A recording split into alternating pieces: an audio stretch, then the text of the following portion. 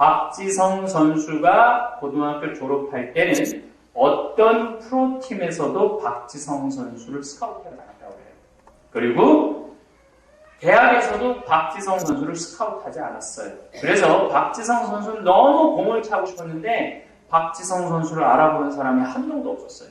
그래서 박지성 선수는 명지대학 테니스부로 들어가요. 축구 선수로 들어가는 게 아니에요. 명지대학 감독, 축구 감독이 그럼 저렇게 열심히 뛰어다니는 애가 있네? 그리고 딱 축구 선수로 뽑으려고 보니까 자기네 축구팀 이미 다 찬 거야. 그래서 티오가 테니스부가 한 명이 남아갖고 너 일단 거기로 들어가. 그래서 테니스부로 들어와서 축구 선수가 됩니다. 그래갖고 이 박지성 선수는 대학 할 때 열심히 뛰어다녔어요. 그러니까 박지성 선수의 특징은 90분 내내 뛰어다니는 거예요. 근데 그게 히딩크 감독 눈에 띕니다. 나한테 저렇게 죽어라고 뛰어다니는 선수가 필요하다. 귀에 있을 때만 뛰는 선수가 아니고, 그래갖고 이제 2002년 월드컵에 박지성 선수를 뽑습니다. 히딩크 감독이. 그런데 박지성 선수가 프로 선수도 아니고 대학에서도 유명한 그런 선수도 아니니까 아무도 박지성 선수를 주목하지 않았어요. 근데 히딩크 감독은 박지성 선수를 평가전 때 미국 골드컵이라는 게 있어요. 거기에 뛰게 합니다. 근데 부상을 입어요. 박지성 선수는 자기가 안 그래도 주목도 받지 못하는데 이것도 부상까지 입으니까 얼마나 낙담을 해요. 그래갖고 박지성 선수는 락카룸에 아주 낙담한 상태에서 앉아 있었어요. 그때 히딩크 감독이 딱 통역관을 데리고 와서 박지성 선수한테 1분간 이야기를 합니다. 뭐라고 막 영어로 떠드는데 알아들을 수가 있어야지. 그래갖고 통역관한테 물어봐요. 저 지금 감독이 나한테 뭐라고 그러는 거냐? 그랬더니 통역관이 이렇게 말합니다. 감독이 말하기를 박지성 선수, 히딩크 내가 생각하기엔 당신이 너무 훌륭한 정신력, 공에 대한 집중력이 뛰어나기 때문에 당신은 세계적인 대스타가 될 자질이 충분히 있다. 희망을 가져라. 그리고 나갔다는 거예요. 한 번도 자기를 주목한 적이 없는데 그 세계적인 명감독이 당신은 세계적인 대스타가 될 수 있는 자질이 충분하니까 걱정하지 말아라. 그 위로 한마디에 박지성 선수의 인생이 완전히 바뀌었다고 해요. 집도 똑같아요. 부부끼리 말이 안 통하면요, 그 집은 언젠가 이혼을 하든지 같이 살면서도 사는 것 같이 안 사는 부부들도 많아요. 여러분들 이 남편하고 말 안 통할 때 많아요, 적어요? 여러분들 막 말하면 못 알아들으면 막 안 그래요? 말 안 통하면은? 그래요, 안 그래요? 여러분들 개는 몇 마디 정도 알아들어요? 손주죠. 앉아 그러면 앉죠. 엎드려 그러면 엎드려. 이리 와 그러면 와요. 그리고 밥 먹을 때 기다려 그러면 기다려요. 먹어 그러면 먹어요. 개들은 보통 10마디 정도 알아듣는다고 해요. 원숭이는 한 30마디 정도 서로 알아듣는데 원숭이는 그래도 1회도 잡아주죠. 30마디 하면서 1회도 잡아줘요. 사람은 보통 몇 마디 정도 해야지 그 집안에 사람이 사는 거 정도는 10,000마디 정도 해야지 사람이 사는 거예요. 10,000마디 정도. 오늘 어땠어? 좋았어. 밥 줘. 알았어. 자자. 10마디 정도 하면은 이 집은 어떤 집이에요? 개 같은 집이에요. 이 집은. 우리는 10마디밖에 안 해. 오늘 출근이라는데 오늘은 너무 그냥 태양도 맑고 이 하늘도 푸르고 이제 막 파릇파릇 새순이 나와갖고 학교 가는 길에 너무 좋았어. 난 오늘 일일 대피정을 했는데 인도원에 가갖고 신부님 강의를 들었는데 이런 얘기. 이렇게 말이 10,000마디 정도 돼야 돼요. 근데 오늘 잘 지냈어? 좋았어. 아무 일 없었어. 밥 줘. 10마디 정도 하면 이 집은요, 그냥 10마디 정도 주고받는 개 같은 집이 되는 거예요. 한 30마디 정도 하면 오랑우탄 같은 집 정도 되는 거예요. 30마디 정도. 그래도 집이라는 건 몇 마디 정도 해야 돼? 10,000마디 정도 해야 돼. 그래서 어떤 사람은 말을 하면 참 좋은 열매를 맺는 말씨를 뿌리는 사람이 있어. 근데 어떤 사람은 말만 하면 상대방의 가슴에 멍을 들게 하는 말투를 던지는 사람이 있어요. 이게 누가 제일 많이 하느냐면 부부끼리 그래. 부부끼리. 어떤 부부가 이제 길을 가다가 이 남자가 저쪽에 멀리 미니스커트를 입고 가는 여자를 보고 너무 반해갖고 그걸 쳐다보고 있다가 트럭 지나가는 걸 못 봐요. 그러고 그냥 트럭에서 급브레이크를 딱 해요. 그랬더니 갑자기 트럭에서 창문을 탁 열린 기사가 야 이놈의 새끼야 눈을 어디다 뜨고 다니냐고 너 그러다가 죽는다고 이 정신 똑바로 차리라고 막 욕을 바가지로 한 거예요. 그게 뭐 자기가 잘못했으니 어떻게 그냥 가만히 듣고 있었죠. 그랬더니 앞으로 똑바로 살라고 눈 똑바로 뜨고 다니라고 창문을 잡고 트럭기사가 떠났어요. 그랬더니 아내가 남편을 툭툭 치면서 여보 저 트럭기사하고 친해? 아니야 나 처음 본 사람이야. 그랬더니 부인이 해는 소리가 그런데 어쩜 그렇게 당신에 대해서 잘 알아 그러더라고요.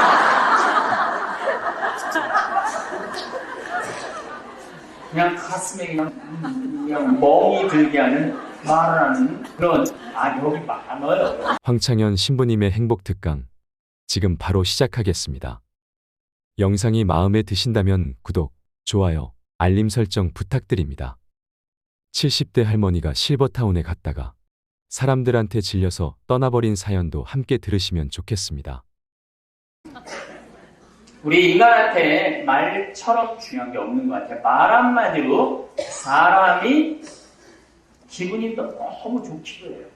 근데 말 한마디 때문에 너무 상처를 입어갖고 다시는 정말 쳐다보기도 싫은 시어머니하고 관계에 있어서 말 한마디 때문에 온갖 상처를 입는 경우도 있죠. 우리가 말 한마디 때문에 오해하는 경우도 많아요. 또 잘못 알아들어서 오해하는 경우가 더 많은 것 같아요. 내가 보기에는 참 잘못 알았어요. 우리 사람들이. 나는 정말 좋은 마음으로 말했는데 저 사람은 이상하게 받아들이는 사람도 많아요. 내가 한번 이렇게 강론을 이렇게 한번 했는데 한번 어떤 자매가 오더니 신부님 내 얘기를 어떻게 하고 강론 때 내 얘기를 했느냐고 왜 내 욕을 공식적으로 하느냐고 야, 너 굉장히 당황스러워요. 당황스러워요. 그래서 우리가 말이라는 것처럼 우리 삶에 있어서 중요한 게 없는데 그 말이 얼마나 소중한지에 대해서 잘 모르는 경우도 많은 것 같아요. 우리 생태마을에 전화해갖고 황당한 하여튼 전화가 많이 와요. 생태마을에 전화해갖고 많은 분들이 이렇게 얘기를 해요. 거기 생태 팔아요. 이런 분들이 있어요. 우리는 생태 파는 데가 아닌데 그래서 여기 생태 파는 데가 아닙니다. 그러면은 그쪽에서 뭐라고 하냐면 그럼 황태만 취급하세요. 여기 황태 취급하는 데도 아닙니다. 여기는 천주교 피정집입니다. 그러면은 그쪽에서 뭐라고 그러냐면은 피족에만 판다고요? 완전히 자기 방식으로만 이해하는 거예요. 자기 방식으로만.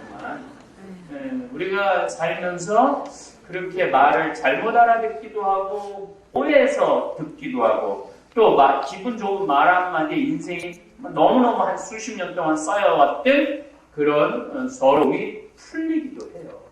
그래서 오늘은 말이 얼마나 중요한가. 여러분들 박지성 선수 알죠?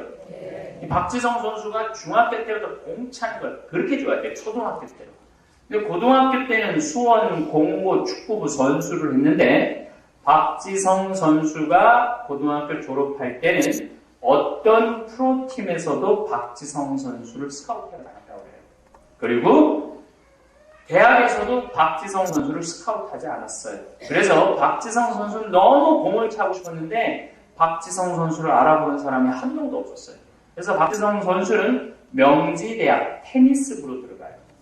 축구 선수로 들어가는 게 아니에요. 명지대학 감독, 축구 감독이 그럼 저렇게 열심히 뛰어다니는 애가 있네? 그리고 딱 축구 선수로 뽑으려고 보니까 자기네 축구팀 이미 다 찬 거야. 그래서 티오가 테니스부가 한 명이 남아갖고 너 일단 거기로 들어가. 그래서 테니스부로 들어와서 축구 선수가 됩니다. 그래갖고 이 박지성 선수는 대학 할 때 열심히 뛰어다녔어요. 그러니까 박지성 선수의 특징은 90분 내내 뛰어다니는 거예요. 근데 그게 히딩크 감독 눈에 띕니다. 나한테 저렇게 죽어라고 뛰어다니는 선수가 필요하다. 귀에 있을 때만 뛰는 선수가 아니고 그래갖고 이제 2002년 월드컵에 박지성 선수를 뽑습니다. 히딩크 감독이. 그런데 박지성 선수가 프로 선수도 아니고 대학에서도 유명한 그런 선수도 아니니까 아무도 박지성 선수를 주목하지 않았어요. 근데 히딩크 감독은 박지성 선수를 평가전 때 미국 골드컵이라는 게 있어요. 거기에 뛰게 합니다. 근데 부상을 입어요. 박지성 선수는 자기가 안 그래도 주목도 받지 못하는데 이것도 부상까지 입으니까 얼마나 낙담을 해요. 그래갖고 박지성 선수는 락카룸에 아주 낙담한 상태에서 앉아 있었어요. 그때 히딩크 감독이 딱 통역관을 데리고 와서 박지성 선수한테 1분간 이야기를 합니다. 뭐라고 막 영어로 떠드는데 알아들을 수가 있어야지. 그래갖고 통역관한테 물어봐요. 저 지금 감독 나한테 뭐라고 그러는 거냐? 그랬더니 통역관이 이렇게 말합니다. 감독이 말하기를 박지성 선수, 히딩크 내가 생각하기엔 당신이 너무 훌륭한 정신력, 공에 대한 집중력이 뛰어나기 때문에 당신은 세계적인 대스타가 될 자질이 충분히 있다. 희망을 가져라. 그리고 나갔다는 거예요. 한 번도 자기를 주목한 적이 없는데 그 세계적인 명감독이 당신은 세계적인 대스타가 될 수 있는 자질이 충분하니까 걱정하지 말아라.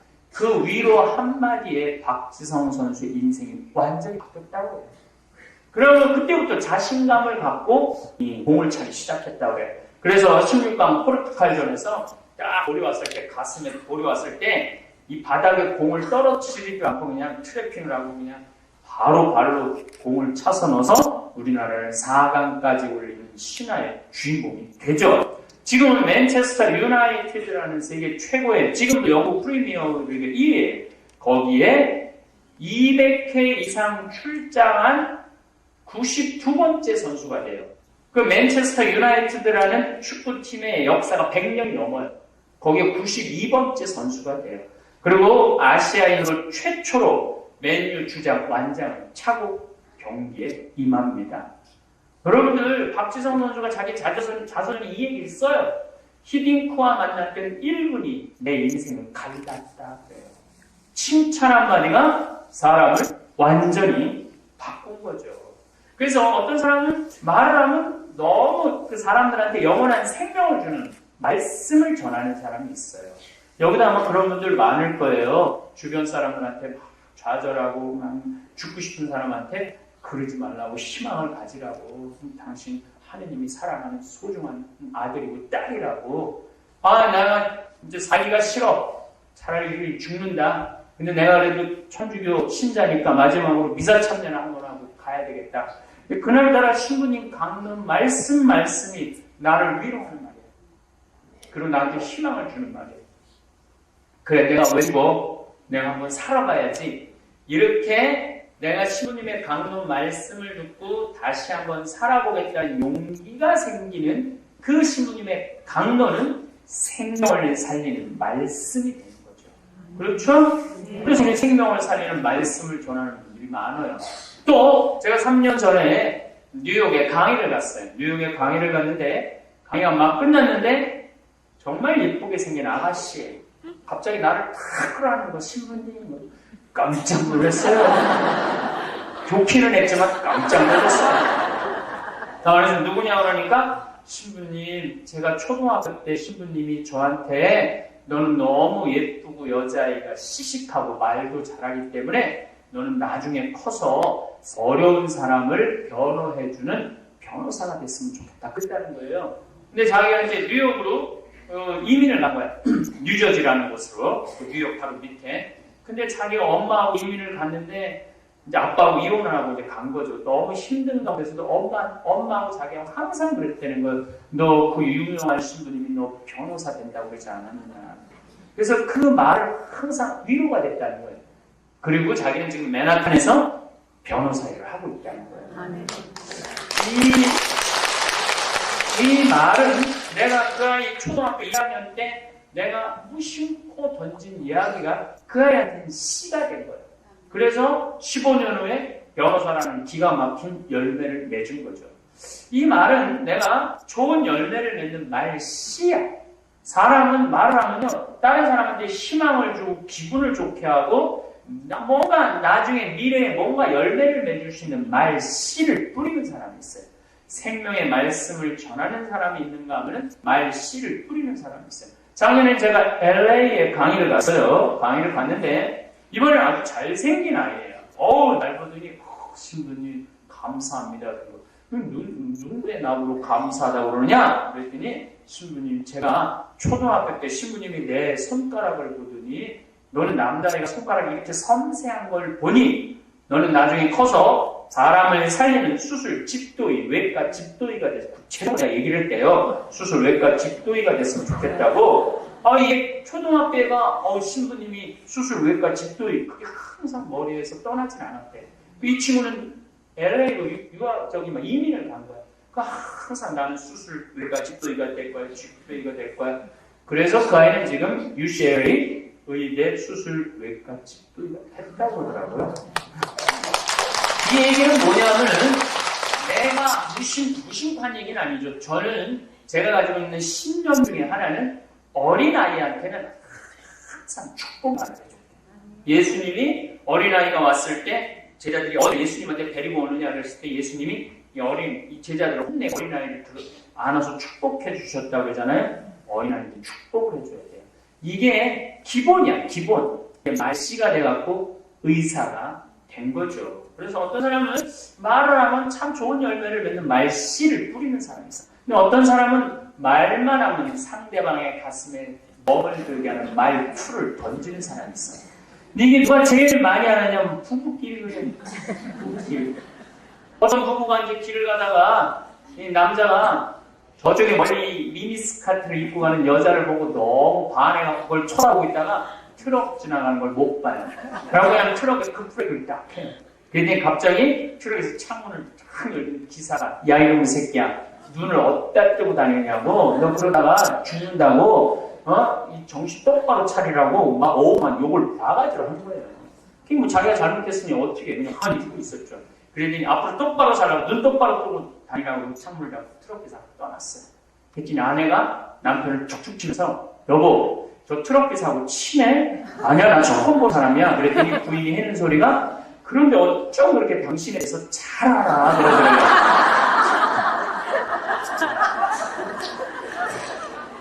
그냥 가슴에 그냥 멍이 들게 하는 말을 하는 그런 여기 많아요.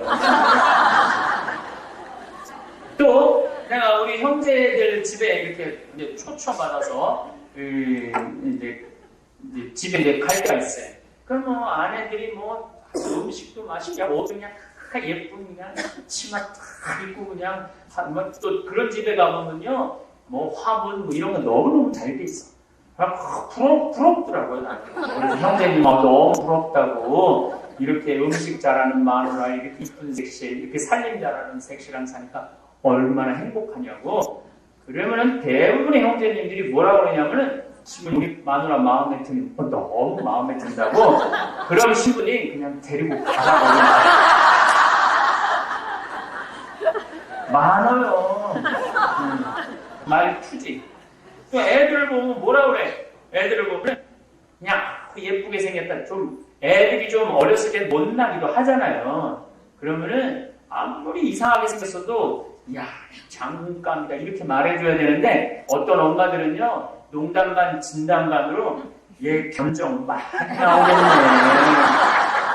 이렇게 말을 아이는 상처를 안 입지만 누가 상처를 입어요? 엄마가 상처를 입어요. 우리는 무심코 던지는 말 한마디에 많은 사람들이 멍이 든다는 얘기예요. 그래서 내 입에서 나오는 말이 얼마나 소중한지 많이 생각해야 된다는 거죠. 30만 년 전에 지구에는 두 종류의 인간이 살았어요. 제가 두 종류라고 말씀을 드립니다.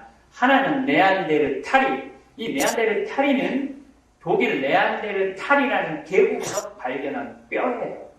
그런데 인간이야. 똑같이 해골, 손발, 손가락, 발가락 10개 다 있는. 또 하나는 우리 직접 조상 호모사피엔스의 두 종류의 인간이 살았어요. 호모사피엔스의 후손은 우리 황인종, 흑인종, 백인종 이렇게 있어요. 그러니까 우리는 똑같은 조상님을 가지고 있는 자손들이야.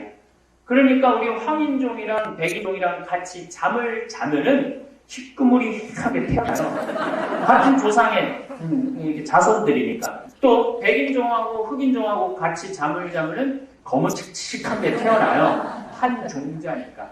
근데 문제는 네안데르탈인하고 호모사피엔스는 백날 잠을 자도 애가 생기지 않아요.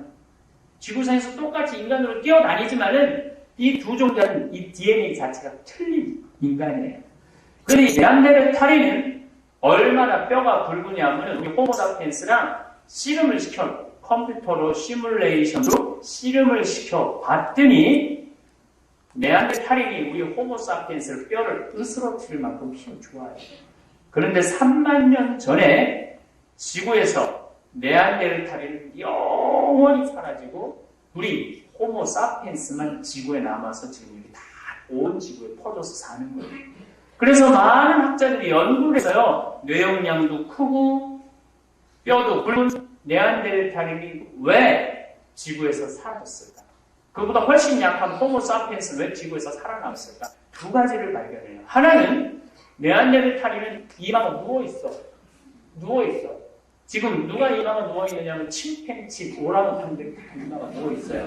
이마가 누워있다는 건 뭐냐면은 발음을 못하는 거예요. 여러분들 지금 누워가고 말해보세요. 한번 누워보세요. 누워보세요. 말이 잘 나와야 돼요. 발음이 안 나오는 거 발음이. 또 한 가지는 네안데르탈인은 혀천장이 평평하고 호모사피엔스는 혀천장이 동그란 거예요. 그러니까 혀천장이 평평했던 네안데르탈인 거기다 이것까지 누워있으니까 발음을 못하는 거예요. 모음을 전혀 발음을 못하는 거예요. 그러니까 이 네안데르탈인은 저 계곡에 지금 사슴이 있다. 우리 잡아먹으러 가자. 이 말을 못하는 거예요. 그래서 뭐라고 그러냐면은 크크크치치치 크크크 그러는 거예요. 자기네들끼리. 어제 내셔널 지오그래픽 밤 10시에 한반도에 사라진 그거 잠깐 보신 분들은 그 말 뜻이 무슨 뜻인지 알 거예요. 처음엔 이게 우리처럼 말을 자유롭게 못했어요. 특히 네안데르탈인은 모음을 발음을 못해갖고 그러니까 그냥 다른 동료들이 무슨 말인지 알아야지. 지금 얘네 지금 사슴을 보고 와갖고 저걸 잡아먹어야지 우리가 사는데 그 말 뜻을 못 알아듣는 거예요. 근데 호모사피엔스들은 여러분들 지금 혀천장 다 동그래. 동그랗죠? 이렇게 보면 동그랗게 이렇게 돌아져 있죠? 모음을 발음을 하는 거예요. 저 계곡에 사슴 있다. 우리 잡아먹으러 가자. 그러니까 네안데르탈이 말이 안 통하니까 혼자 영웅 잡으러 가는데 호모사피엔스들은 10명씩 가서 잡는 거예요. 그러니까 호모사피엔스는 지구상에서 살아남았고 말이 안 통했던 네안데르탈은 지구에서 영원히 살아서. 집도 똑같아요. 부부끼리 말이 안 통하면요. 그 집은 언젠가 이혼을 하든지 같이 살면서도 사는 것 같이 안 사는 부부들도 많아요. 여러분들 이 남편하고 말 안 통할 때 많아요, 적어요? 여러분들 막 말하면 못 알아들으면 막 안 그래요? 말 안 통하면은? 그래요, 안 그래요? 그럴 게 많죠? 이 말이 안 통하면 죽는 거예요. 여러분들 어제 재판했다고 그러고요. 작년 3월 13일 날 고등학교 3학년 아이가 엄마를 죽였어요. 기억나시죠? 근데 오늘 1년이 지났는데 어제 재판을 했어요. 어제. 얘 이제 1년 지나고 재판을 했는데 얘는 나는 전교 1등은 들어봤어도 전국 1등은 처음 들어봤어요. 얘는 전국 4,000등 정도 하는 애예요. 여러분들 모의고사 봐고 전국 4,000등이면요. 공부 무지하게 잘하는 애예요. 왜냐하면 고등학교 3학년이 한 50만 명 정도 되거든요. 그럼 50만 명에 4,000등이면 100명 중에 1등 하는 거예요. 100명 중에 1등이면 내가 전교 중에 500명이면 전교 5등 하는 애야. 서울대가 1년에 몇 명 뽑느냐면 4,000명 뽑아요. 4,000명. 연대 4,000, 고대 4,000명 뽑아요. 그래서 우리가 말하는 스카이 대학이 12,000명 정도 1년에 뽑아요. 그런데 여기 중간에 빠지는 게 있어요. 의대, 치대, 경찰대가 서울대학 들어가기도 어려워요, 요즘. 경찰대, 그 다음에 물산, 포항, 공대, 그 다음에 카이스트 다 빠지면요, 전국 4,000등이면요, 서울대 그냥 걸어 들어가요. 근데 이 엄마는 애한테 항상 뭐라고 그러냐면은 전국 1등 하나. 그러니까 전국 4,000등을 갖고 집에 이 성적표를 갖고 못 가는 거예요. 그래갖고 애가 고친 거야. 전국 62등으로. 62등으로 고쳤는데 엄마가 이 성적표를 보고 엄마가 전국 1등 하라는데 전국 60등 그렇게 못하느냐고. 그리고 골프채로 야구방망이 8시간씩 때렸다는 거예요. 그리고 애가 공부를 못하면 밥을 아예 안 먹였다는 거예요. 잠도 안 재우고. 근데 이제 작년 3월 14일이 어떤 날이냐면 학부형 초청 진학 상담하는 날이에요. 그러니까 전날 얘가 어떻게 칼을 먹어주고 죽는 거야, 엄마를. 엄마 키가 1m 55밖에 안 되는 조그만 엄마가 아닌데 얘가 칼을 찔러 죽인 거예요. 왜? 얘가 그렇게 얘기를 해요. 전국 62등도 이렇게 두들겨 맞는데 8시간씩 내가 4,000등인데 드러나면 엄마 날 죽일 거다. 이 엄마는 몇 마디 했느냐면 서울대, 법대, 전국을 이것만 얘기를 한 거야. 여러분들 자식들한테요 공부하라고 그 3가지 말만 하면 애가 못 알아들어요.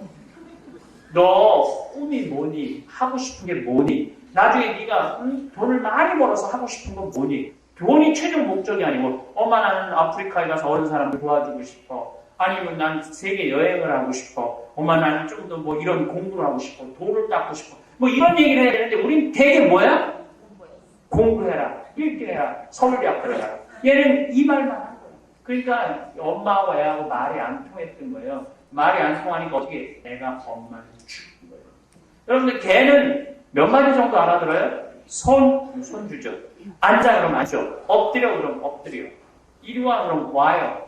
그리고 밥 먹을 때 기다려 그러면 기다려요. 먹어 그러면 먹어요. 걔들은 보통 10마디 정도 알아듣는다고 해요. 원숭이는 한 30마디 정도 서로 알아듣는데 원숭이는 그래도 1회도 잡아주죠. 30마디 하면서 1회도 잡아줘요. 사람은 보통 몇 마디 정도 해야지 그 집안에 사람이 사는 거 정도는 10,000마디 정도 해야지 사람이 사는 거예요. 10,000마디 정도. 오늘 어땠어? 좋았어. 밥 줘. 알았어. 자자. 한 10마디 정도 하면은 이 집은 어떤 집이에요? 개 같은 집이에요. 이 집은. 우리는 10마디밖에 안 해.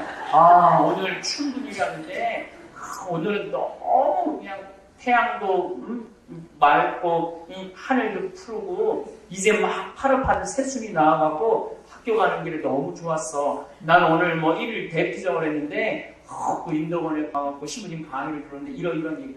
이렇게 말이 10,000마디 정도 돼야 돼요. 근데 뭐 오늘 잘 지냈어? 좋았어. 아무 일 없었어. 밥 줘. 10마디 정도 하면 이 집은요 그냥 10마디 정도 주고받는 개 같은 집이 되는 거예요. 한 30마디 정도 하면 오랑우탄 같은 집 정도 되는 거죠. 30마디 정도. 그래도 집이라는 건 몇 마디 정도 해야 돼? 10,000마디 정도 해야 돼요. 집이라는 건 10,000마디. 우리 집은 얼마나 여러분들 100년 전에 흰수염 고래라고 있어요. 이게 얼마나 크냐면 비행기만 하는 거예요. 근데 100년 전에 지구상에 이 흰수염 고래가 30만 마리 정도 있었다고 해요. 근데 지금은 1,000마리밖에 안 남았대요. 근데 이 흰수염 고래는 특징이 뭐냐면은 물속에서 새우가 너무너무 많아. 그럼 북대서양에서 여기 지금 새우가 많으니까 저기 멕시코에 있는 친구들아 일일이 새우 먹으러 와라. 그리고 물속에서 음파를 보내는 거야. 와, 음파를 보내면은 보통 몇 킬로 정도 떨어진 형제들이 듣느냐면 2,000km 정도 떨어진 형제들이 듣고 자기네들이 그러는 게 야, 저기 지금 북대서양에 새우가 많대더라. 먹으러 가자. 그리고 쫙 간대요. 그런데 그 많던 흰수염고래가 순식간에 다 사라져버린 거예요. 그 왜 사라졌느냐 조사를 해봤더니 배 프로펠러 때문에. 이게 이제 무역이 발달하면서 배들이 많이 다니면서 프로펠러가 계속 소리를 내니까 음파가 깨지는 거야. 정보가 전달되지 않으니까 어떤 일이 벌어지느냐 하면은 이게 얘네들이 죽는 거예요. 남편하고 아내가 서로 정보를 전달하고 부모하고 자식이 서로 자기가 아는 정보를 전달해야만이 그 집은 사는 집이 되는 거예요. 생명을 살리는 집이 되는 거예요. 그런데 그냥 남편은 남편대로 집에 들어오면 한마디 안 하고 아내는 아내대로 집에 와서 한마디 안 하고 애는 애대로 지금 지가 폭력을 일진이한테 폭력을 당하는지 하는지 한마디도 안 하면요 이 집은 어떻게 되는 집이야? 네안데르탈인 사라질 지구에서 사라질 수가 없어요. 말이라는 게 이렇게 중요하다는 거예요. 제가 미국 그 강의 가면서요 깜짝 놀라는 일을 발견했어요. 어떤 일을 발견했느냐면은 애들은 한국말을 할 줄 모르고 엄마는 영어를 할 줄 모르는 거예요. 이게 여러분들 상상이 가요? 상상이 안 가죠? 똑같은 한국 놈인데요. 내가 그 가정집에 가면은요, 한국말을 못 하는 거예요. 영어만 하는 거예요. 그럼 내가 엄마한테 쟤하고 의사소통 잘 되냐고 그러면 안 된대요. 자기 애가 막 영어를 못 알아듣는데요. 엄마는 저기 막 한국말 하면 애는 한국말 못 알아듣고. 이 집은 치치치 하는 집이에요. 그런데 여러분들 그 문제 때문에 나한테 와서 상담하는 LA, 뉴욕, 캐나다 사람 너무 많아요. 며칠 전에 와서도 그런 분이 또 왔어요. 신부님 지금 애랑 말이 안 통한다는 거예요. 애가 마약을 하는데 어떻게 할 수가 없다는 거예요. 그런데 마약하는 애들이 너무 많아. 왜? 내가 답답한 일이 있으면 그래도 결국 누구한테 얘기하고 싶어? 엄마한테 얘기하고 싶은데 내 말을 못 알아듣는 거야. 기껏 엄마가 영어를 한다는 게 wake up, 일어나라. eat breakfast, 아침 먹어라. go to school, 학교 가라. 그리고 이제 집에 들어오면 take a homework, 숙제해라. go to bed, 자라. 이 정도 얘기예요. 그 10마디 정도 하는 거죠. 내가 왜 이 동양놈이 미국에 와서 왜 사는지 이유도 엄마가 전혀 얘기해 주잖아요. 한국은 이렇게 교육제도가 힘들고 어렵고 먹고 사는 게 힘들어갖고 엄마 아빠가 니네들 행복하게 하려고 시험이 없는 세상에 데리고 왔다. 그러니까 너는 정말 꿈을 마음껏 펼쳐라. 하고 싶은 걸 다 해줬으면 좋겠다. 엄마가 이런 얘기를 애한테 계속 해주고 이야기를 나눈다면 애는 굉장히 건강하게 자랄 거예요. 근데 내가 여기 왜 와갖고 저 서양 놈들하고 저 잘난 놈들, 돈 많은 놈들하고 왜 힘들게 해야 되는지 이유도 모르니까 애들이 마약을 하는 거예요. 그러니까 뭐 우리 미국 가면 다 성공하는 거 같죠? 한 사람의 90%는 실패하는 거예요. 우리 몇 퍼센트만 듣는 거야? 10%만 듣는 거야. 그러니까 막 유학 갔다, 뭐 이민 갔다 부러워할 하나 없어요. 90%가 실패한다는 거예요. 90%가. 그러니까 여러분들 여기 대한민국 말 통하는 대한민국에서 사는 게 얼마나 행복한지 아세요? 말도 안 통하는 데 가면요 답답한 게 한두 개가 아니에요. 우리 생태마을에 이제 그 딸이 이제 지금 한국에 들어왔어요. 교감 선생님이 있는데 뉴욕에서 있었어요. 아들은 미국에서 태어났어. 딸은 지금 NYU 뉴욕 주립대학 졸업해갖고 블루밍데일즈라는 백화점에 취직해갖고 매니저를 하고 있어요. 딸은 프랑스어, 중국어, 영어, 한국어 너무너무 잘해요. 4개국어. 얘는 뭐 초고속 승진하는 거예요. 그런데 이 아들은 메리랜드 첫 고등학교라는 학교를 나왔어요. 이 학교가 어떤 학교냐면 케네디 대통령이 졸업한 학교예요. 이 학교는 고등학교인데 한 학기 등록금이 5천만 원이에요. 한 학기 등록금이. 그러니까 1년을 보내려면 1억이 있어요. 1년. 3년 보내려면 3억. 고등학교예요. 그러니까 여기는 어떤 애들이 보통 들어오느냐 왕족 애들이. 그러니까 고등학교에 비행장이 있어. 비행장. 애들이 비행기 타고 학교 오는 거예요. 우리가 상상이 안 가죠. 그런데 이 집 아들이 그 고등학교에 학생회장을 했어요. 그래서 우리나라 신문에도 나오고. 그러니까 이제 아버지가 이제 한국에 와서 일하니까 얘가 한국에 온 거야. 얘가 콜롬비아 대학 4년 전액 장학생이야. 그래갖고 이제 와갖고 이제 했는데 애가 얼굴 잘생겼고 매너 좋고 일 잘하고. 근데 결정적으로 한국말 못하는 거야. 결정적으로. 그러니까 아버지 생일날 이제 카드를 보냈어요. 3줄 썼어요. 한국말로. 아버지 생일 축하합니다. 아버지 사랑합니다. 그리고 맨 밑줄에 뭐라고 썼냐면 네 아들 윤진이가 이렇게 써요.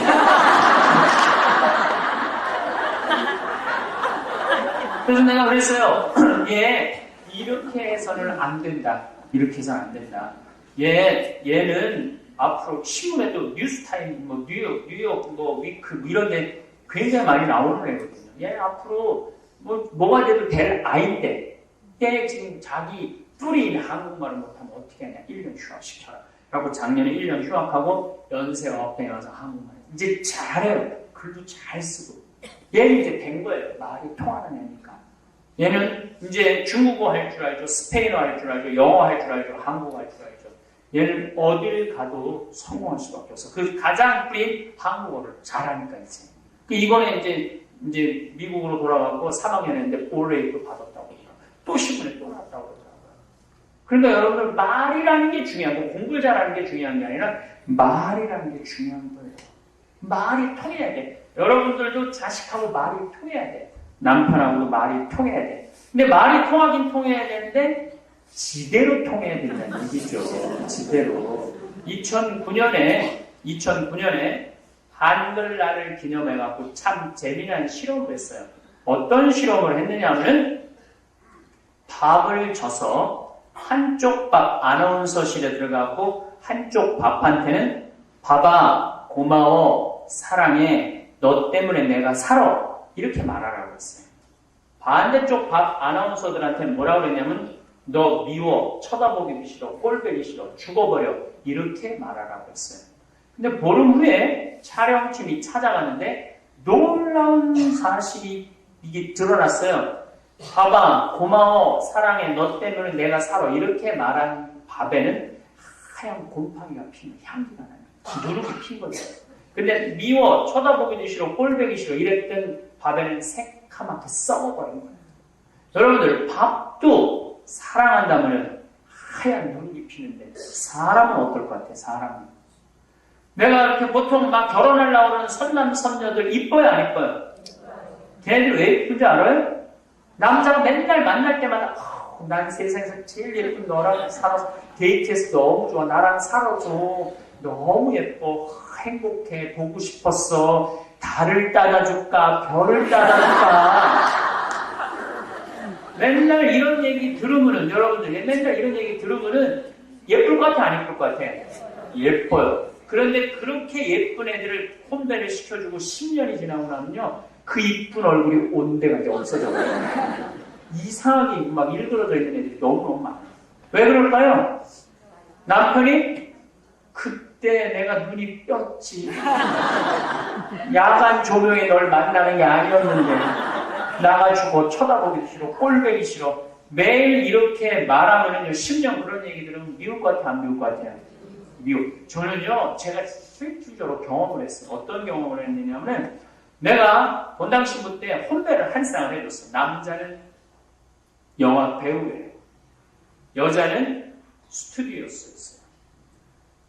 내가 그 혼배 면담을 딱 들어왔는데 정말 똑바로 쳐다볼 수가 없었어. 여자가 너무 이뻐갖고. 너무 예쁘면 똑바로 쳐다보기 좀 그럴 수 있잖아요. 네. 야, 너무 잘 어울리는 거예요. 그래서 내가 이렇게 기가 막히게 이쁜 그 항공사에서 그 스튜디오스가 그 선발대가 있는데 벌써 1등한 스튜디오스래요. 너무너무 예뻤어요.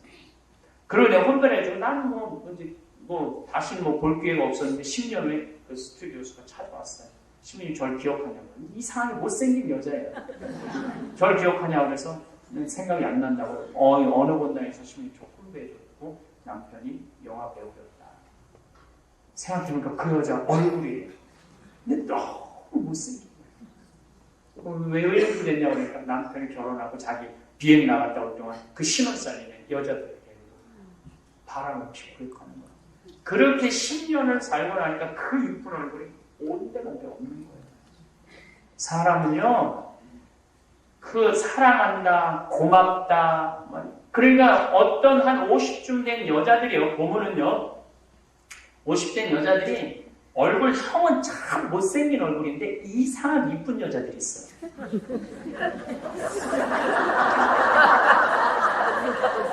그런 여자들은 어떤 여자들일까요? 남편이 사랑한다, 고맙다, 보고 싶다, 매일매일 행복하게 해주면요, 기본 틀은 없어도요, 얼굴이 이상하게 이뻐요.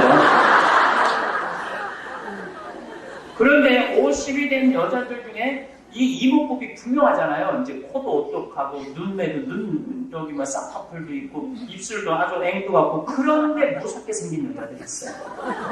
그런 여자들은 20년 동안 남편이 죽어라, 같이 살고 싶지 않다, 이혼하자, 이런 얘기를 20년 동안 들으면요, 아무리 잘생긴 얼굴이라도요, 이상하게 믿게 될 수밖에 없어요. 어떤 말을 하고 사느냐, 어떤 말을 듣고 사느냐는 우리가 참 중요한 거예요. 말에는요, 생명력이 있어요. 말에는 씨가 있는 거예요. 어떤 말을 듣고 사느냐에 따라 사람은 행복하고 안 행복하고 결정되는 거예요. 여러분들, 어느 가게집을 갔어. 음식을 먹으러 갔어. 근데 그냥 장사 잘 돼? 친해. 같은 교우야. 근데 그냥 사장이 아유 파리만 날리고 이러다가 이거 완전히 망하게 생겼어. 조금 있으면 우리 망할 것 같아.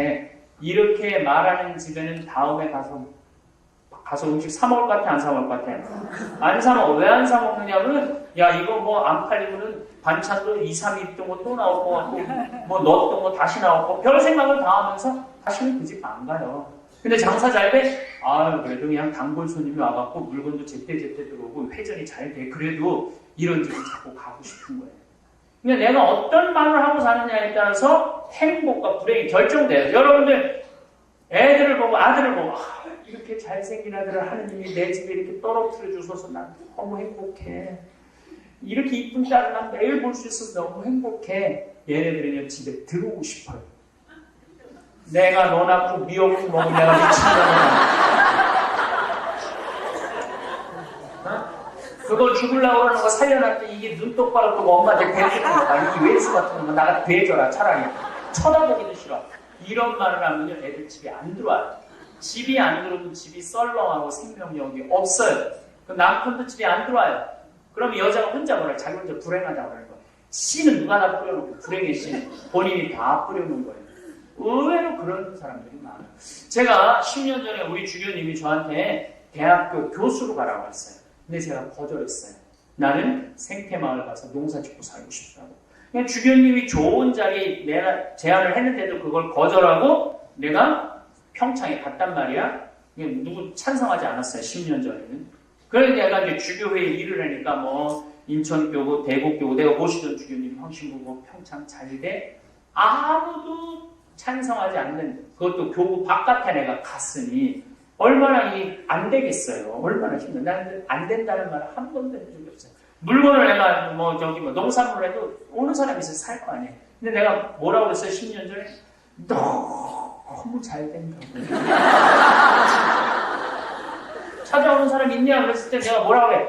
너무 많이 온다. 사실은 한 달 내내 한 명도 안 오는데 그렇게 10년을 제가 말을 했어요. 근데 첫 해 매출액이 1억이었어요. 근데 작년에 매출액이 18억이에요.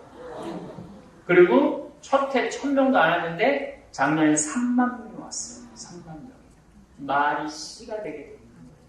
내가 축복의 말을 하면요 축복 오게 돼 있고 내가 원망, 저주, 절망의 말을 하면요 절망밖에 나를 기다리고 있는 게 없어요. 올 초에 내가 우리 직원들 뭐 그리스, 터키 사태, 뭐 이탈리아, 뭐 그 다음에 무슨 리먼 브라더스, 미국, 뭐 이란, 석유 너무너무 불안했어. 연초에 이제 연간 회의를 할 때 우리 직원들 22명이 내가 딱 회의할 때 내가 뭐라고 그랬냐면 올해는 느낌이 너무 좋아. 대박 터질 것 같아. 이제 주 5일째이기 때문에 이제 어차피 한 달에 한 번은 나와. 그런데 우리 생태마을은 10년 동안 준비된 공간이야. 그래서 엄청나게 많이 올 거야. 직원들이 이해가 안 가는 거예요. 지금 한 명도 예약도 안 들어왔는데 느낌이 1월 첫 주부터. 그런데 관장 신부가 너무 느낌이 좋다고 그러니까 이 사람들이 뭔가 그래 한번 해볼까 분위기가 너무너무 좋은 거예요. 그런데 놀랍게도 8월 말까지 예약이 꽉 찼어요. 꽉 차는 것뿐만 아니라 방이 없으니까 나한테 청탁이 들어와요. 요즘 청탁이.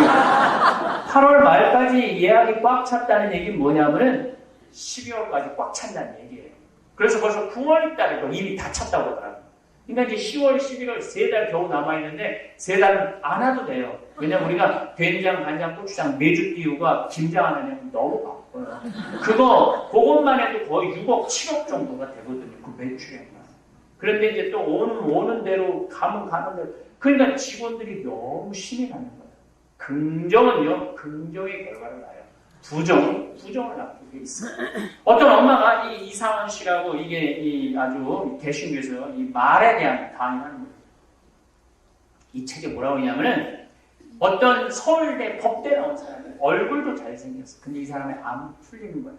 이 사람은 항상 어렸을 때 엄마가 뭐라고 그러냐면은 밥 먹으라고 그랬을 때도 얘 빌어먹으려면 밥 처먹어라. 이게 기본이야. 얘 빌어먹어라. 반에서 일찍 했어. 그러면은 1학년 때, 초등학교 1학년 때 반에서 1등했는데 이 엄마의 말은 뭐냐? 아이고 우리 빌어먹으려면 공부 잘하네. 근데 이 아들이 서울대 법대를 합격했어요. 그런데 엄마가 뭐라고 하냐면 우리 빌어먹으려면 드디어 큰일을 해냈구나. 기본 말이 빌어먹으려면 했어요. 근데 얘가 사법고시 1차는 됐는데 2차는 안 되는 거예요.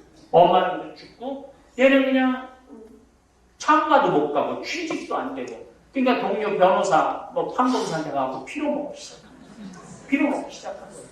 그리고 너무너무 인생이 안 풀려갖고 이 이제 말하는 이 장명하는 사람한테 가서 물어보고 내 인생이 왜 이러냐고 나 부족한 게 아무것도 없는데 그래서 살아오면서 얘기를 좀 해봐라 그랬더니 나는 생각해보니까 엄마가 어렸을 때부터 나보고 빌어먹으려면 기본 어미였다. 빌어먹으려면 그리고 모든 게 얘기를 시작했다.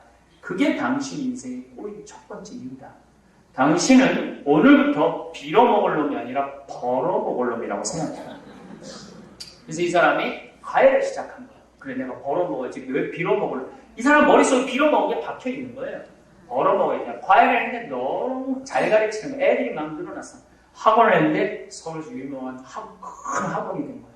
그러니까 벌어먹기 시작한다. 예쁜 마누라가 시집을 오고 애 딸들을 너무 행복하게 지금 너무 행복하게 잘 벌어먹고 살고 있대.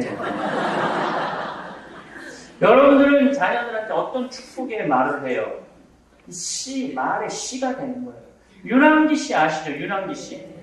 이 사람의 아버지가 미 8군에 다니면서 노래하던 분이에요. 근데 마약으로 죽어요. 어머니 춤추던 분이에요. 유랑 일단 따라다니다가 죽어요. 천하에 누구만 남느냐면 윤복희하고 둘만 남아요. 완전히 엄마 아버지가 그렇게 해서 돌아가셨어요. 그지지 그지. 그래도 받은 게 뭐가 있어요? 노래 재능만 받은 거야. 근데 너무 불행하고 너무 가난하고 너무 고통스러웠어. 그래서 윤항기 씨는 노래를 해도 행복한 노래 한 적이 없어요. 늘 슬픈 노래. 내가 왜 이럴까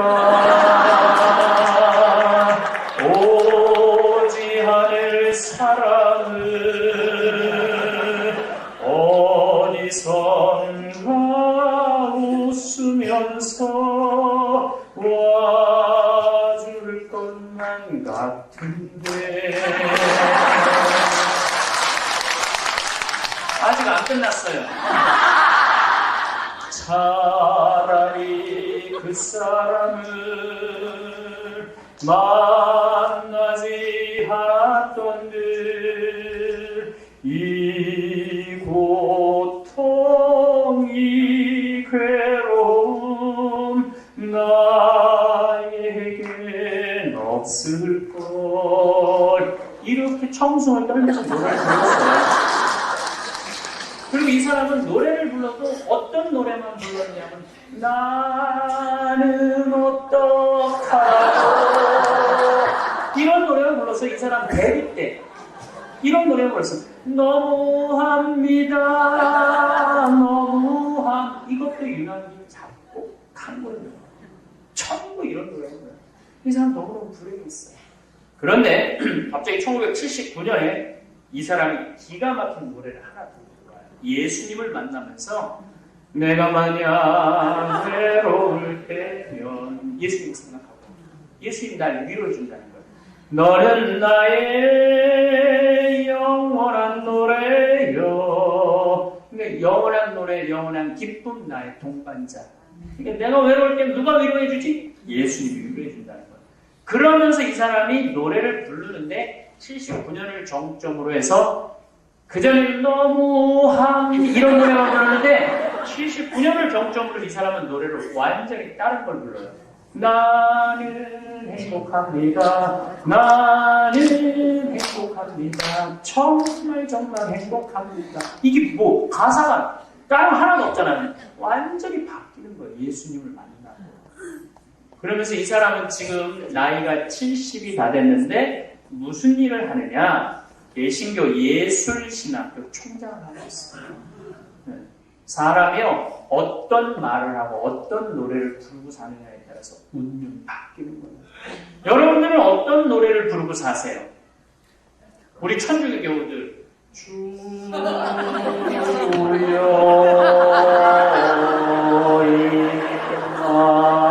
임하소 성당 가고 싶어요? 안 가고 싶어요? 싶어. 여러분들 남편들 애들 성당 왜 안 가고 싶은지 알아요? 아무 청승을 떠니까 안 가고 싶은 거예요. 뭔가 기뻐야지. 이 사순절도 마찬가지야. 사순절 물론 우리 예수님 십자가 올라가요. 가슴 아파요. 그거는 애절하게 불러야 돼. 근데 우리는 애절하게 부르는 게 뭔지 몰라요. 이거는 성가를 들어보면요, 죽자고 부르는 거예요. 죽자고. 석양의 방을 지던 선열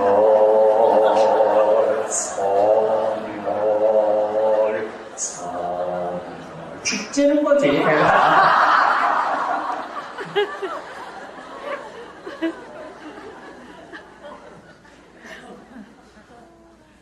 성당에 오는 기쁨, 뭔가 희망, 이런 걸 내가 부르고 그래야지 성당 가는 것도 신나는 거예요. 맨날 죄인이다, 죽음 싸다, 희생해야 된다, 십자가를 끌어안아라, 가시를 뺄 생각을 하지 말고 가시를 끌어안아라, 이런 얘기만 계속하고 살잖아요. 그러면요, 그게 처음엔 우리 가슴을 울려요. 그렇지만 1년, 2년, 10년을 하다 보면 지겨워요. 지겨워서 부담스러워요. 오기 싫어요. 그래서 냉담으로 들어서는 거예요. 성당 매일 사는 게 즐거워야 돼요. 신나고 행복하고. 아니 내가 희생을 하면서도 즐거워야 되는데 우리는 그냥 뭐든지 다 우울하고 다 불행해야 되고 다 고통스러워야 되는, 이게 엄청나게 잘못된 씨앗이라는 거예요. 씨앗이라는 거예요. 그래서 여러분들은 이 사순절이지만 우리 부활이라는 희망을 향해서 가는 거 아니에요? 좀 기쁘게 살아야지.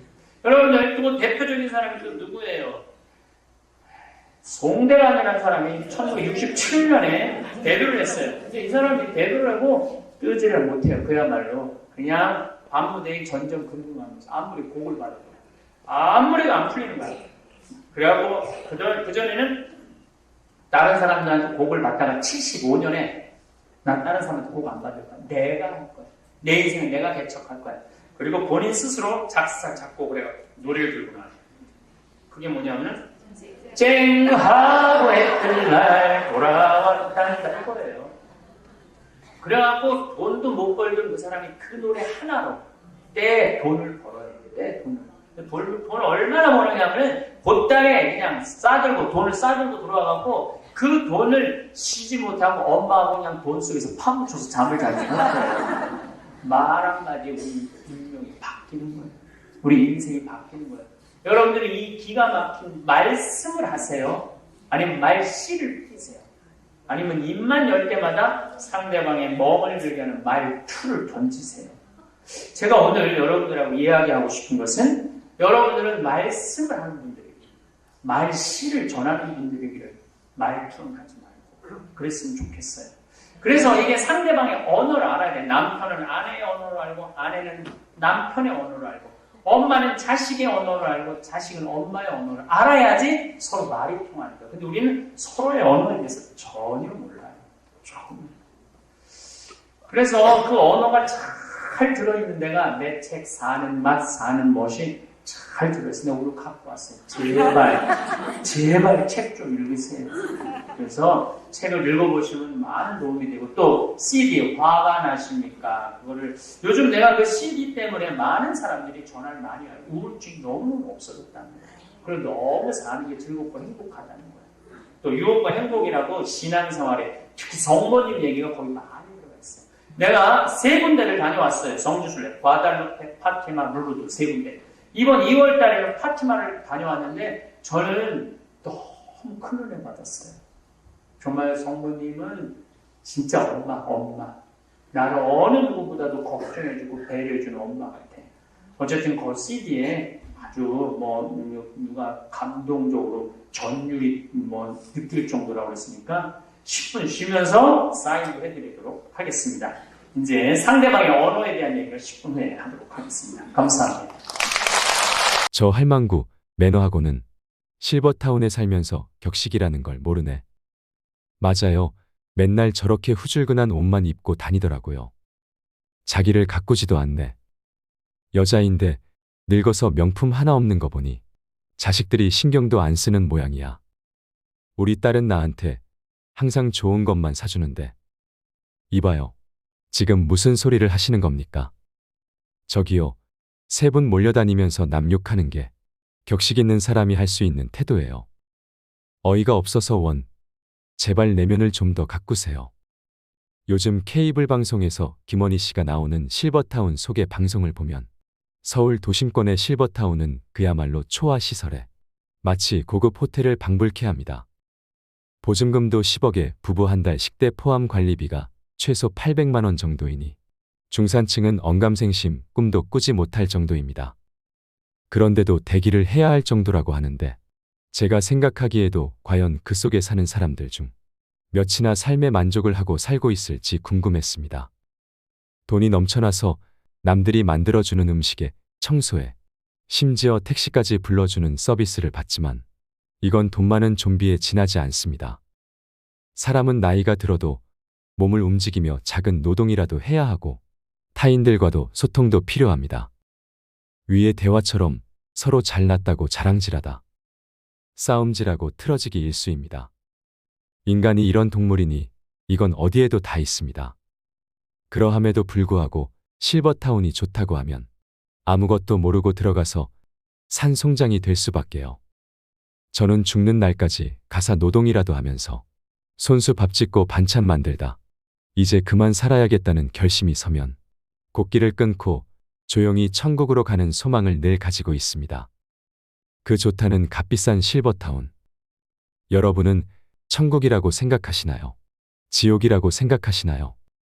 아이러니하게도 큰 비용을 지불하고 삐까뻔쩍한 실버타운에 사는 사람들 중에서 치매 환자가 정말 많이 생긴다고 합니다. 그 이유는 무엇일까요? 바로 우울증이라고 합니다. 나이가 들면 건강관리를 잘해서 내 집에서 죽을 때까지 사는 것이 최고입니다.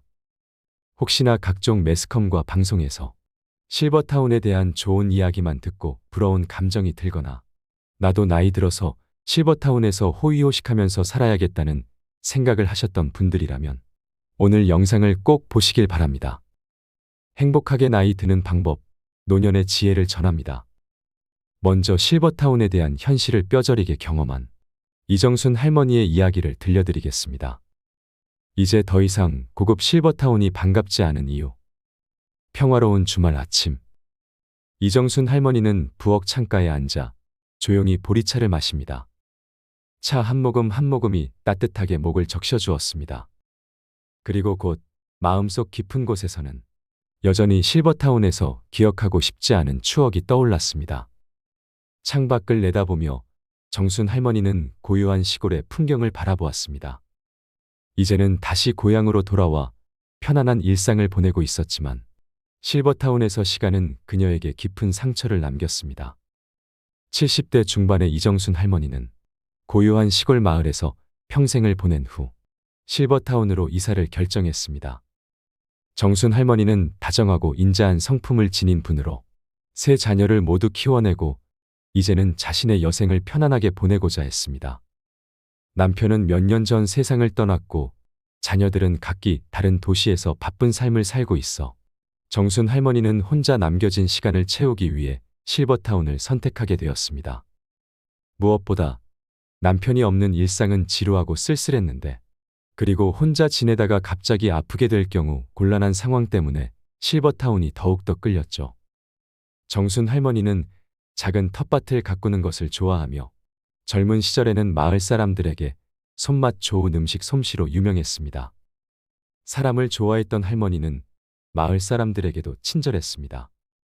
이른 새벽 일찍 일어나 마당을 쓸고 집안을 정돈하는 일은 할머니의 오랜 일과였습니다.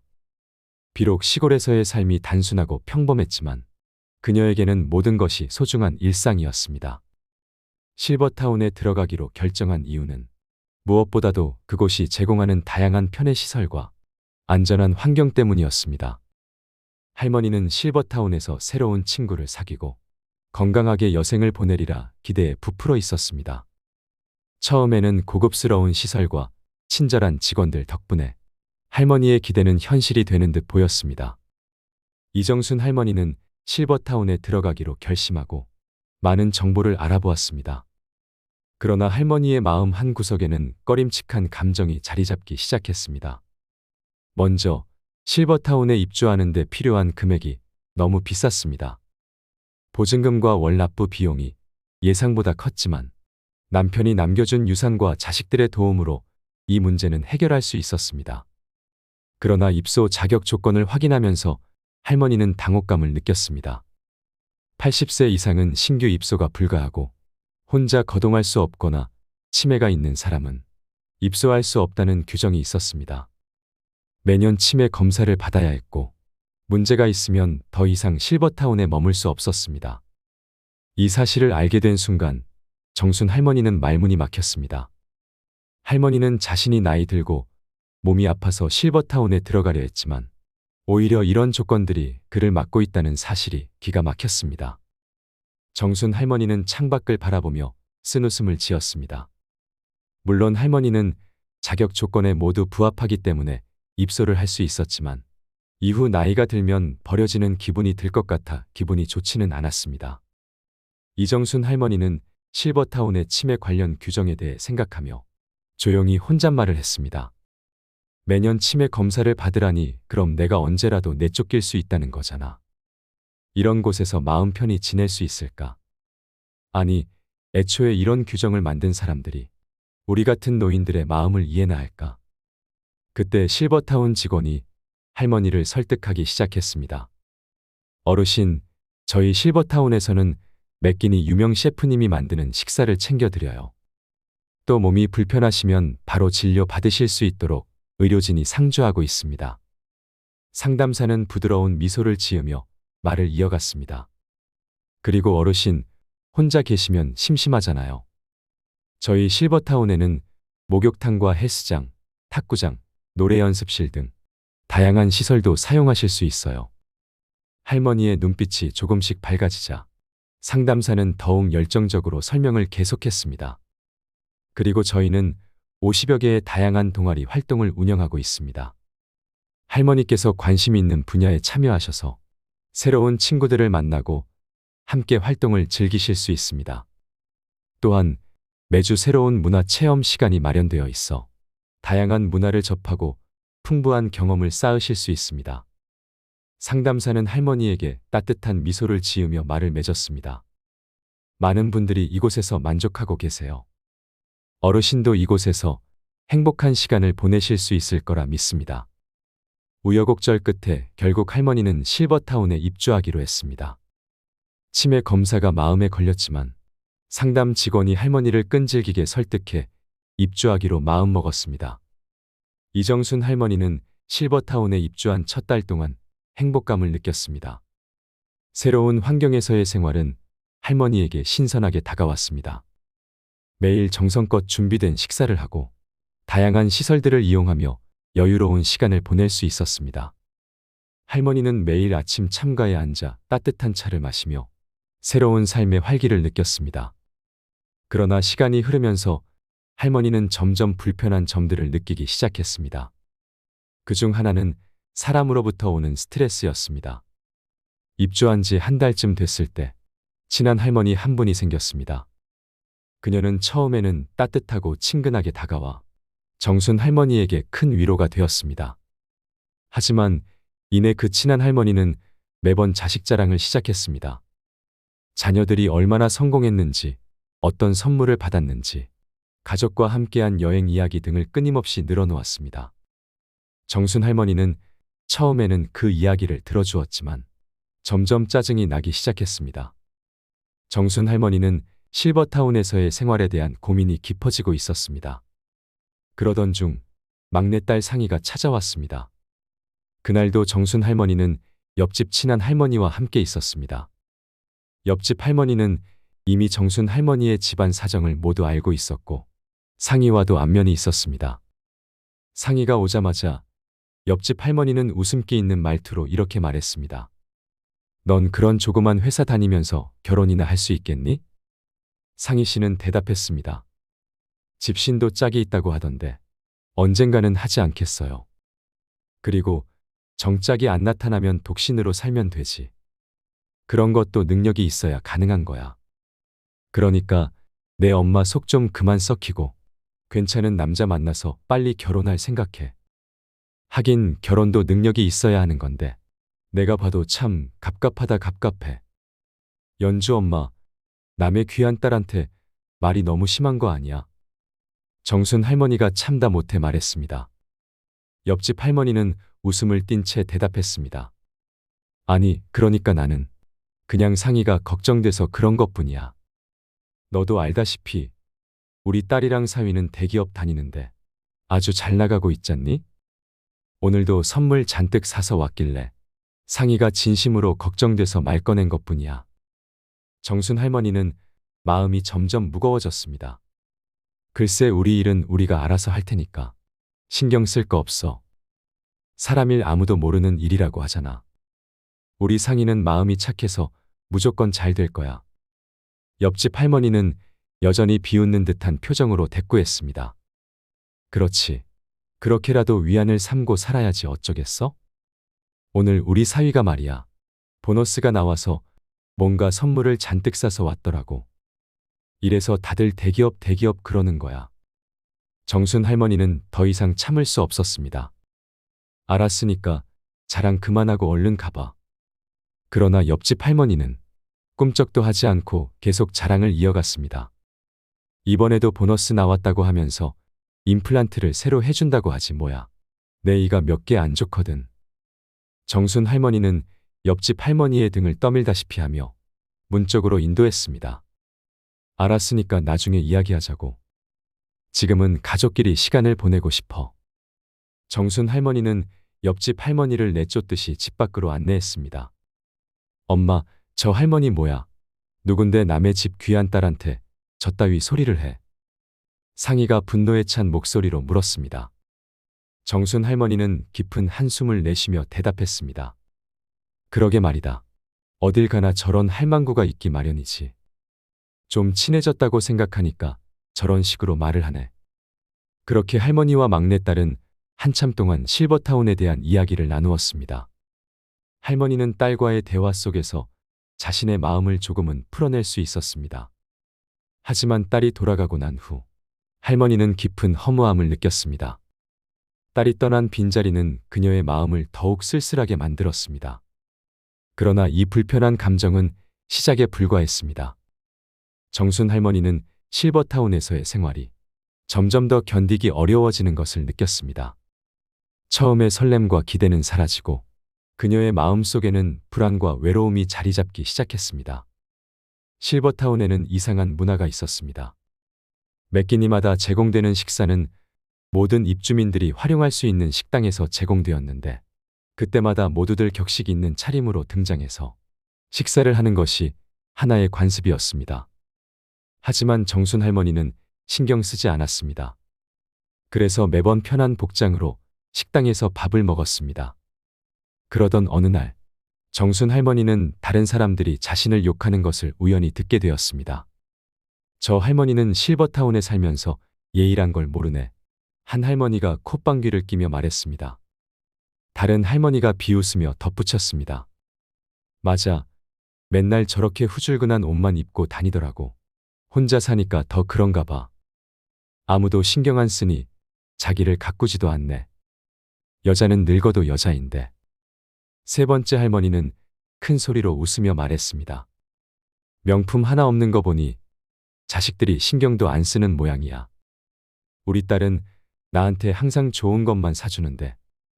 더 이상 참을 수 없었던 할머니는 자리에서 일어나 그들에게 다가갔습니다. 이봐요. 할머니는 분노에 찬 목소리로 외쳤습니다. 지금 무슨 소리를 하시는 겁니까? 격식이라니요?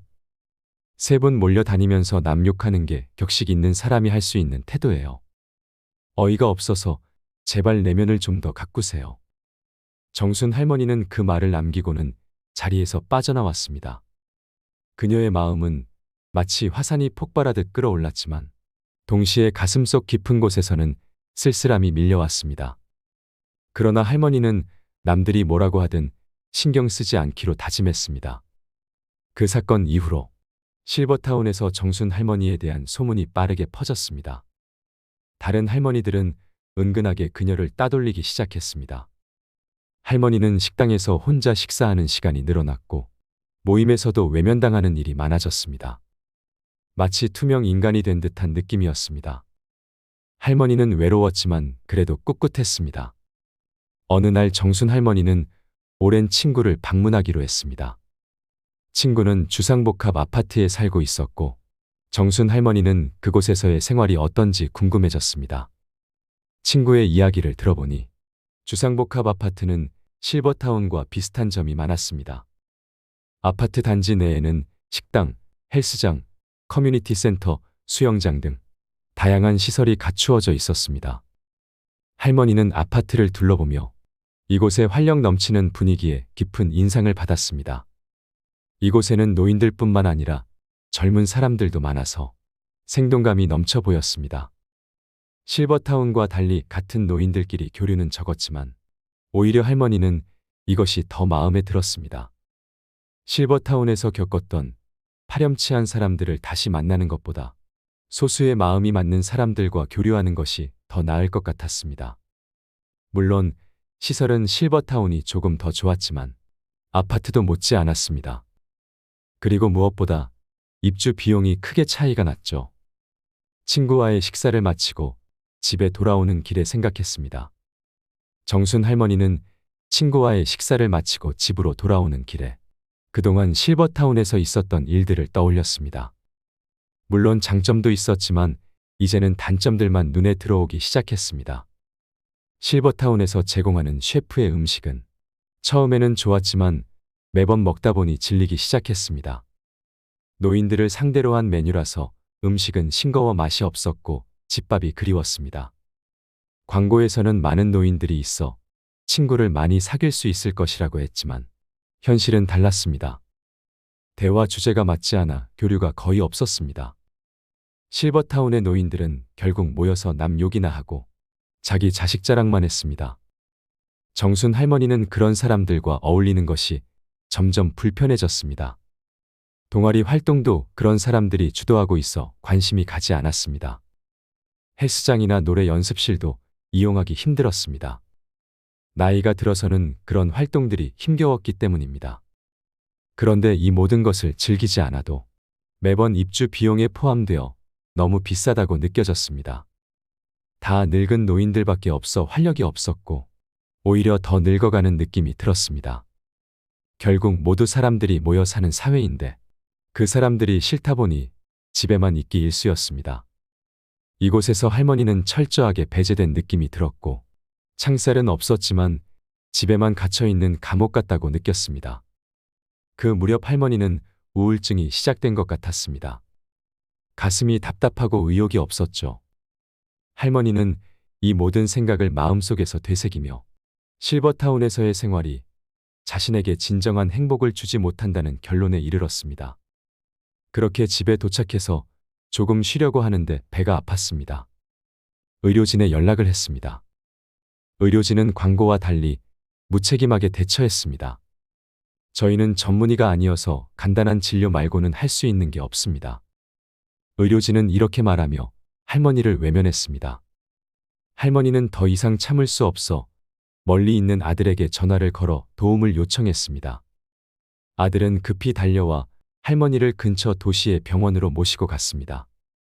다행히 큰 병은 아니었고 진료 후 할머니는 안심할 수 있었습니다. 그러나 실버타운의 의료진에 대한 실망감은 이루 말할 수 없었습니다. 광고에서는 24시간 전문 의료 서비스를 제공한다고 했지만 실제로는 그와는 거리가 멀었습니다. 할머니는 실버타운의 이중적인 모습을 깨닫고 깊은 좌절감을 느꼈습니다. 값비싼 비용, 질리는 음식, 다른 사람 눈치를 봐야 하는 생활 방식, 그리고 무엇보다도 남의 이야기를 좋아하는 사람들 속에서 그녀는 진정한 행복을 찾지 못했습니다. 그래서 할머니는 결국 실버타운을 떠나기로 결심했습니다. 다른 할머니들은 정순 할머니의 결정을 말렸지만 그녀의 결심을 꺾을 수는 없었습니다. 여기를 떠난다고 해서 더 나은 곳이 있을까요? 한 할머니가 물었지만 정순 할머니는 단호히 대답했습니다. 여기서는 제 마음이 편하지 않아요. 더 이상은 못 참겠어요. 그렇게 정순 할머니는 결국 계약 기간을 채우지 못하고 위약금을 내고 타운을 떠났습니다. 다시 고향으로 돌아온 할머니는 편안한 내 집에서 새로운 삶을 시작했습니다. 고향에는 최고급 시설도 몇 끼 차려주는 셰프의 음식도 다양한 동아리 활동도 없었습니다.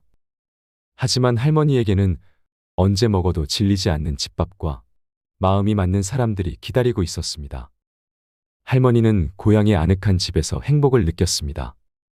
이곳에서는 실버타운에서 느꼈던 외로움과 스트레스 대신 진정한 평온함과 안정을 찾을 수 있었습니다.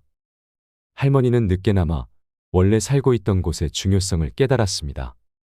물론 비싼 위약금을 냈지만 지금의 행복한 삶을 생각하면 그 돈은 수업료 같은 것이었습니다. 정순 할머니는 창밖을 바라보며 미소를 지었습니다. 여기가 바로 내가 있어야 할 곳이야. 그녀는 조용히 속삭였습니다. 그녀의 마음은 마치 따뜻한 햇살이 비치는 들판처럼 평온했습니다. 할머니는 새로운 시작을 맞이하며 진정한 행복을 느끼고 있었습니다. 여기까지가 이정순 할머니의 지옥 같은 실버타운의 사연이었습니다. 할머니는 값비싼 수업료를 내고 다시 고향으로 돌아왔습니다. 요즘 실버타운 광고가 눈에 띄게 많이 보이고 있는데요. 정부에서는 2015년을 마지막으로 폐지되었던 분양형 실버타운을 9년 만에 도입하기로 했다고 합니다. 요즘 유튜브나 TV를 보면 최고급 시설과 편리한 커뮤니티 시설 등 화려한 실버타운 광고로 노년의 우리들을 유혹합니다. 그래서 광고를 보고 실버타운 입주를 고려하는 사람들이 많아졌습니다. 최근 실버타운에 들어갔다가 계약 기간을 채우지 못하고 다시 고향으로 돌아온 사람은 이정순 할머니뿐만이 아닙니다. 실버타운을 등지고 고향으로 돌아가 버린 어느 70대 할머니 사연이 어떠셨나요? 실버타운의 부푼 꿈을 안고 들어간 할머니는 내 몸에 맞지도 않는 고급 시설과 남에게 배려 없고 관심 없는 사람들 속에서 행복을 찾지 못했습니다. 실버타운의 의료진도 너무 실망스러웠죠. 고향으로 돌아와서야 진정한 행복을 느낀 그녀는 나이 들어서는 자신에게 맞는 공간에서 진정한 안정과 행복을 느끼는 것이 노년의 최고라는 걸 깨달았습니다. 노후를 맞이할 때 마지막 거처를 선택하는 것은 매우 중요합니다. 호텔과 같은 편의시설을 제공하는 실버타운은 매력적으로 보이지만 결국 일상의 무게와 부조리함에 스트레스 받다가 쉽게 늙어버릴 수도 있습니다. 내 인생의 마지막 거처로 어디가 좋을까?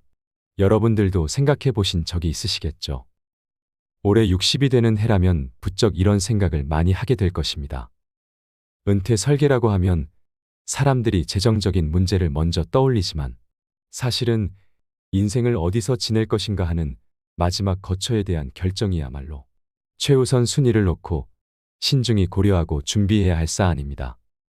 그렇지 못하면 여기 가서 살자, 저기서 살자 하면서 옮겨 다니다가 돈만 잃고 몸만 골아버리기 십상이기 때문입니다. 결국 자기와 잘 맞는 곳에서 편안한 노후 생활을 영위하는 것이 가장 중요합니다. 호텔 스위트룸 같은 곳에 살면서 청소 안 해도 되고 침구는 매일 뽀송뽀송하고 삼시세끼 고급진 식단으로 이루어진 식사를 할 수 있고 언제든지 의료진의 진료를 받을 수 있는 곳. 비슷한 연령대 친구들이 이웃인데다가 수영장, 헬스클럽은 물론이고 다양한 프로그램이 있어 한시도 지루할 틈이 없을 것 같은 곳. 서울 도심이나 인근 도시에 자리 잡고 있어 외출도 자유로울 뿐만 아니라 가족들도 교통 체증 없이 수시로 찾아올 수 있는 이곳은 낙원으로까지 비춰질 수 있습니다. 하지만 실버타운은 우리가 생각하는 것처럼 천국이 아닙니다. 막상 실버타운에 가서 생활하다 보면 호텔급 셰프가 만들어준다는 진수성찬도 하루 이틀이지. 질려서 매일 먹기엔 물리고 그러다 보니 부엌에서 직접 요리해 간단하게 먹는 날이 많아집니다. 부와 연륜을 쌓으며 성공한 인생을 일군 소위 상위 1% 들어가는 사람들과의 지적인 대화를 기대했지만 허무한 착각이라는 것을 깨닫는 데는 그리 오래 걸리지 않게 되죠. 자신과 같은 관심거리를 갖고 있는 사람을 실버타운에서 찾기 어려울 뿐만 아니라 끼리끼리 모여서 하는 이야기를 들어보면 대개는 끝없는 자기 자랑과 자식 자랑만 늘어놓기 일수라고 합니다. 밥 한 끼를 먹으러 식당에 내려가려 해도 옷을 외출할 때처럼 차려입고 나가야 하니 얼마나 피곤한가요? 안 그러면 분위기를 해친다는 말이 나오기 때문에 나이 들어서도 남을 신경 쓰며 불편하게 살아야 한다는 것입니다. 나이가 들어도 남녀노소가 함께 어울려 지내는 환경 속에서 사는 것이 최고입니다. 두 다리가 성한 건강한 노인이 비싼 돈을 내면서 노인들만 모여 사는 실버타운에 들어가면 더 빨리 늙는다고 하지요. 실제로 65세 이상 성인들에게 여전히 건강하다면 어느 곳에서 사냐는 질문에 응답자의 83%가 현재 살고 있는 집에서 계속 산다는 답변을 선택했습니다. 거동이 불편해지면 어떻게 하고 싶냐는 질문에서도 전체 응답자의 55%가 돌봄 서비스를 받으면서 현재 살고 있는 집에서 계속 살고 싶다고 답했습니다. 나이 든 후에 가장 좋은 곳은, 그리고 우리가 여생을 보낼 마지막 거처로 최고의 장소는 바로 익숙한 우리 동네, 우리 집입니다. 설사 건강이 나빠지더라도 이미 오래 살아서 익숙해진 동네에서 살아가는 것이 행복한 삶이라 여겨지는 겁니다. 여러분은 여생을 어디서 살고 싶으십니까? 설마 럭셔리 실버타운에 들어가서 사는 꿈을 꾸고 계시지는 않으십니까? 오늘 할머니의 사연이 실버타운을 고민하는 분들에게 큰 도움이 되었으면 좋겠습니다. 여러분의 의견을 댓글로 남겨주세요. 누군가에게는 큰 힘이 될 수 있습니다. 이상으로 책틀맨이었습니다. 지혜를 쌓는 당신의 오늘이 아름답습니다. 더 좋은 영상으로 찾아뵙겠습니다.